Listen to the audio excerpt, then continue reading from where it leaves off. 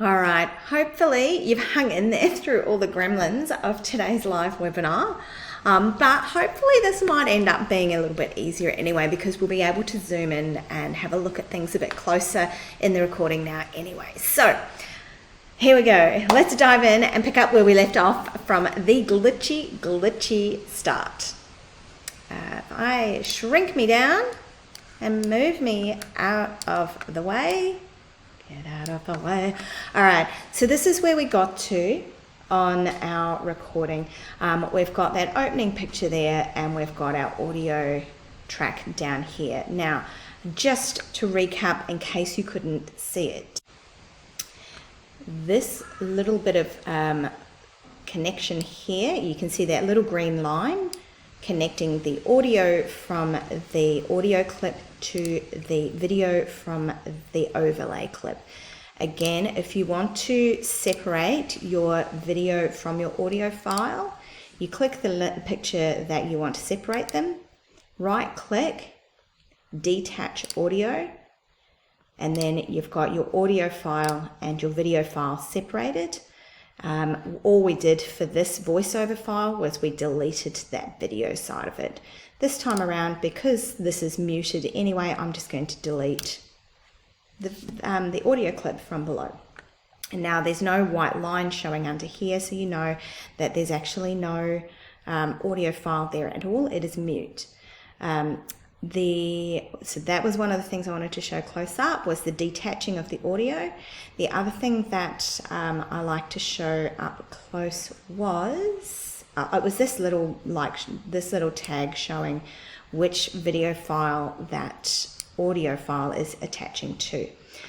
Down here you can also see just sort of a grayed out music zone. When you put music on there, it doesn't attach to the video files, so that one is handy for when you are laying your music. So I'm going to zoom back out a little bit more now and we'll pick up on this editing that we're doing at the moment. So while we're looking at the full frame, I'm also going to do a quick recap of what everything is. So on the left hand side here you have your file structure. In this window here, you have your video clips to use, and we've also got tabs for audio, titles, backgrounds, and transitions, which we will dip into soon. On the right-hand side is our preview window. So if we are previewing a clip up here, that's going to show you over on the right-hand side. Or if we are previewing our timeline, that's going to show you on the timeline. And while we are here, I'm going to pick up these two clips, which have come in portrait mode.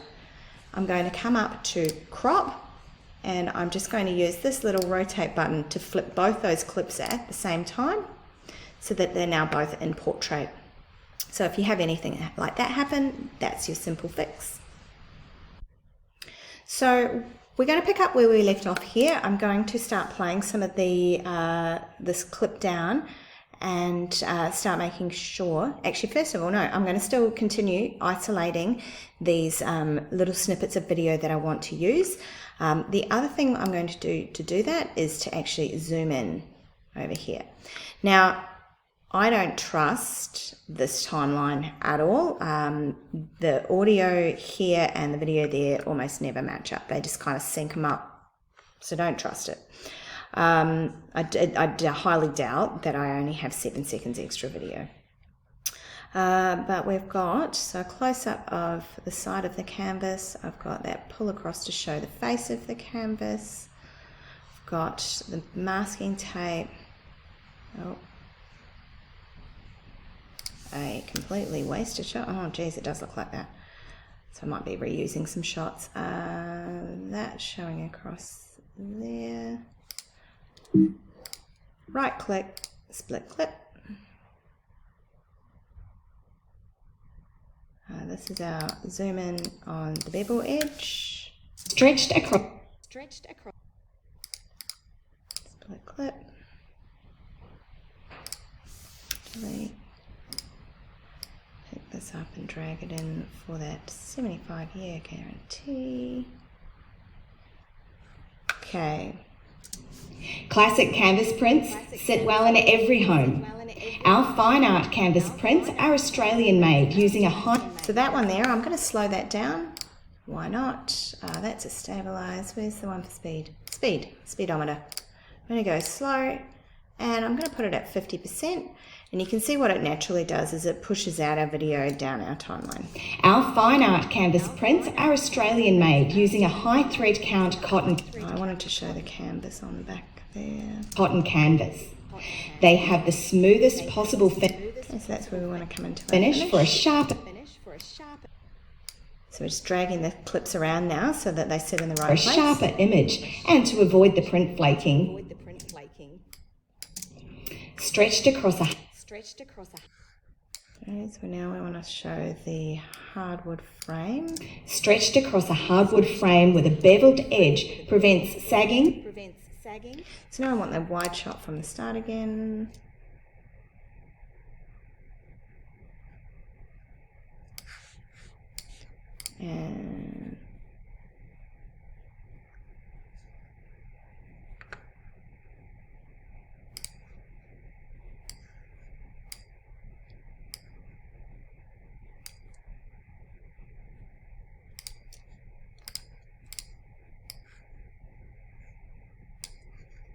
And with a beveled edge prevents sagging and shadow lines.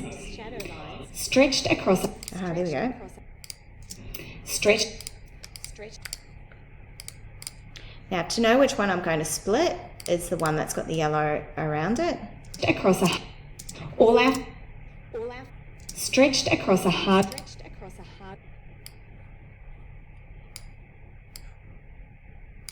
You can see that this audio clip is tacked to this video Print clip. flaking. Stretched across a hardwood frame with a beveled edge prevents sagging and shadow lines appearing over time. Right, chit-chatting in the background. Split clip. Split clip. All our fine art canvases are sealed with an antifungal, anti-UV. So I want to show the front of that again.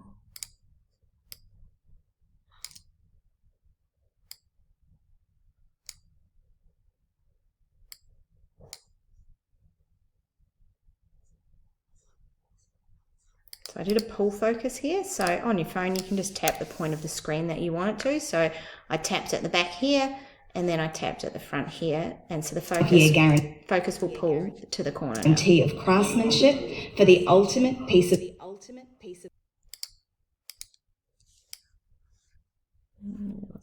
Must be there. Fine art canvases are sealed with an antifungal, anti-UV coating to best handle our hot and humid Australian climate. Finished with professional framers tape and wire fittings, your fine art canvas also comes with a 75-year guarantee of craftsmanship for the ultimate peace of mind. And then I'll finish on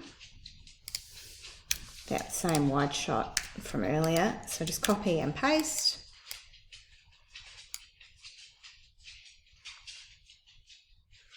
Did I start with the zoom out? I did. Oh well, I'm just going to use the same shot Ultimate peace of mind. Actually, maybe I just hold it on that wide shot for a little.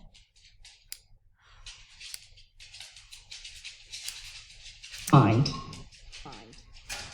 Okay, so now we've got our whole piece, our whole clip all ready together of our canvas. The next thing we want to do is add a bit of music, which I have got the music ready to go already, sitting in here. As we talked about, sometimes music can be a little bit tricky to work out. And what we're going to do is drag it down low, and then you can see it has not attached itself to anything. So you can start your music and finish your music wherever you like. Someone was asking about how to start the music, and I usually do a beat of music and then the voice starts, which I naturally just have left a gap at the start of my timeline. Music always comes in really, really, really loud, so you probably start off with it somewhere down around 10%.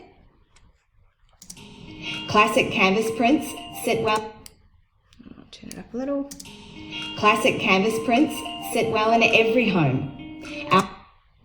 Turn it up a little more. Prints are Australian made using a high thread count cotton. Looks like the music's going to actually kick in somewhere around here. See how the sounds kind of got a bit more. Yeah. So I'm just going to drag that start point up to somewhere around here where it looks nicer for an in. Classic canvas prints sit well. Fine art canvas prints are Australian made. The other thing I like is to split this around wherever. I like it to end at the end. So I just go and find the end of the song. And this has got a really long fade out. Finished with professional framers tape and wire. See this little dot? Drag that out, and now that's put a fade on the end. Drag it just past this. And I'm just going to drag my two bits together to meet somewhere where there's a loud sound. So this is quite loud. Prevent sagging and shadow lines. It's a little bit loud under the voiceover. You don't want your music and voice to compete. Disappearing over time. All our fine art canvases are sealed with an anti... So because we've hidden that music cut underneath this bit of noise, we don't really hear it change. For the ultimate peace of mind. And then I'm going to add a logo at the end, which I'm just stealing from a previously made clip. Now, what I'm doing here is trimming the clip at the top and then just bringing down that tiny section because I know I don't need that full 2-minute clip. There's me chit-chatting in my studio. I'm just going to come in here with a pre-made animated logo. Cool. Drag that mix back. Okay, so the next thing I want to do now, I've got my music underneath, I've got my voiceover, and I've got my overlay looking good. The transitions, I want to fade. Did that add that anyway? No. I want to fade to white from him and into my logo. Cool. If you do want to, as I was saying, I don't advise going too tricky with these, but a fade to white or a dissolve is about all I go for. Sometimes you might use a very sneaky side wipe, but more often I use these on text to write stuff on and off with them.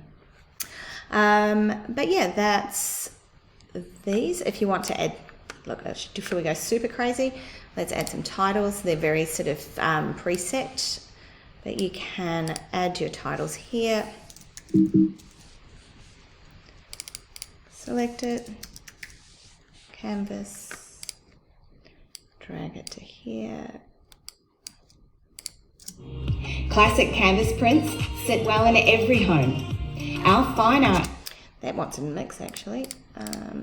So if it's a little bit jumpy, you can do a dissolve. I have mine preset, iMovie, preferences, and I have my photo durations preset to 1 second, and I have my transition duration preset to ½ a second. I keep everything really, really short and just really succinct. Sit well in every home. Our fine art canvas prints are Australian made using a high thread count cotton canvas.